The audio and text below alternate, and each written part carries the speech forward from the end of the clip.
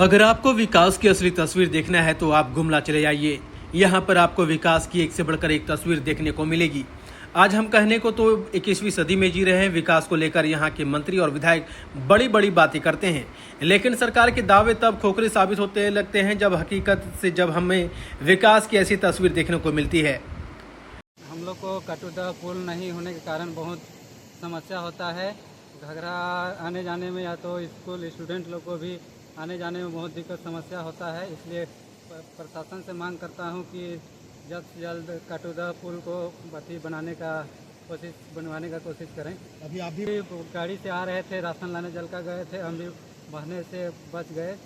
इसलिए प्रशासन से मांग करता हूं कि जल्दी पुल बनवाने का कृपा करें। क्या नाम है?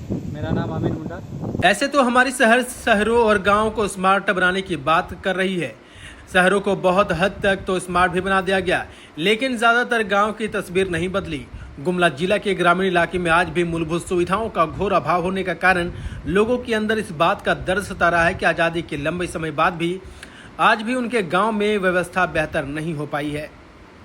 राशन लाने जाए रही हम लोग गाँव के लवादार कई जगह है न, जगह नदी बहे तो बहुत दिक्कत है। हम गाँव में पुल रखे प्रशासन से इतनी विनती है कि हम गांव घर में पुल बनाए कर कोशिश करवाएं। बहुत दिक्कत है आगे जाए कि कोई भी बाजार हाट या राशन उसन कोई भी चीज़ हो तो आना जाना के लिए बहुत दिक्कत है। इसलिए कोशिश करवाएं बनाए कर। हमें एखन भी गिर गई और स्टूडेंट बन के भी आगे जाए बहुत दिक्कत हो रहा। क्या नाम है तो? मोनिका कुमारी।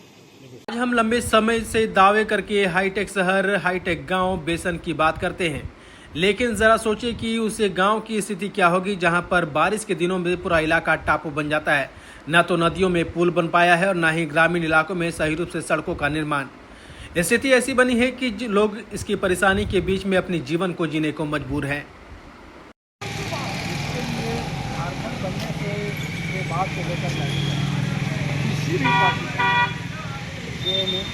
कांग्रेस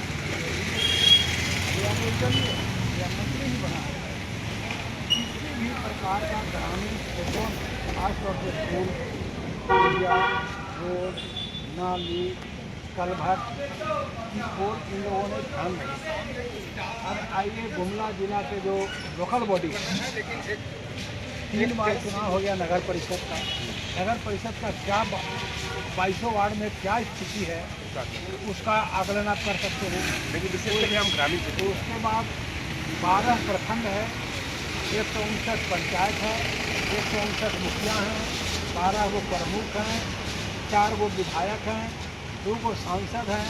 अगर ये लोग थोड़ा सा भी पार्ट टाइम सरकार के साथ जिले का समस्या को रखें तो ये समस्या बड़ी समस्या नहीं थी, कोई बहुत बड़ी समस्या नहीं थी। मगर इन लोगों ने जब से चुनाव जीता है, झारखंड बनने से लेकर के अभी तक कोई मतलब बीजेपी, कांग्रेस, जेएमएम ये कोई भी जीता है, इनको कोई मतलब नहीं।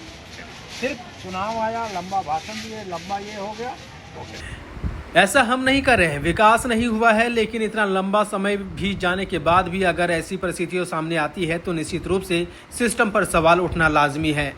अगर हम बात करें कि प्रशासन व्यवस्था सही रूप से काम कर रही है तो जो लोग चुनाव जीतकर इस इलाके में लोकसभा और विधानसभा में पहुंचते हैं वे लोग भी इस गरीबों का डर क्यों भूल जाते हैं। 99 न्यूज़ के लिए गुमला से सुशील कुमार की रिपोर्ट। माध्यम से जो लोगों की समस्याओं को आप देख रहे हैं, ये समस्या अगर देश की आज़ादी के 70-72 साल भी अगर मौजूद है तो निश्चित रूप से चिंता की बात है।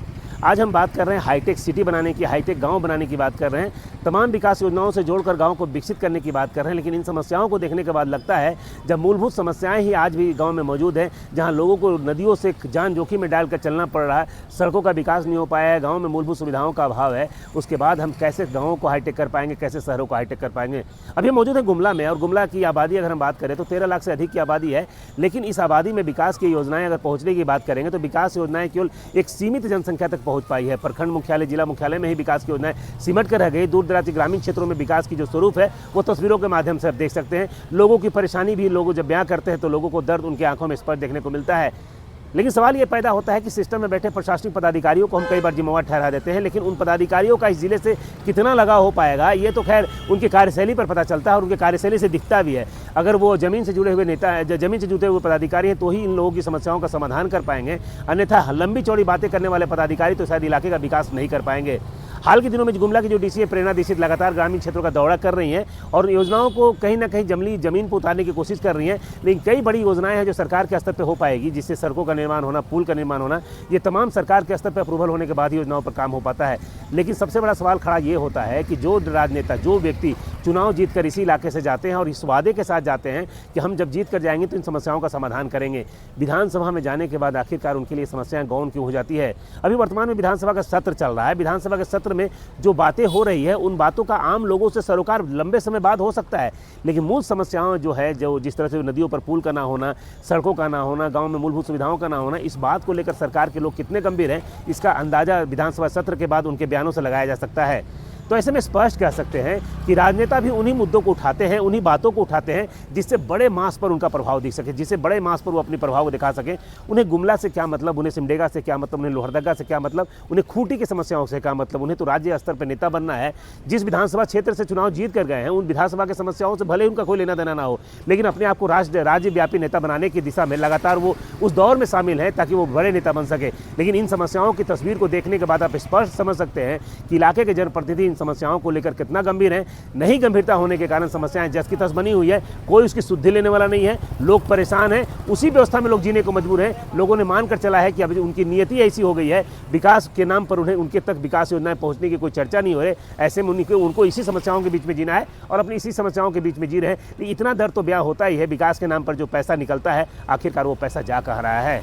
सुशील कुमार सिंह, गुमला।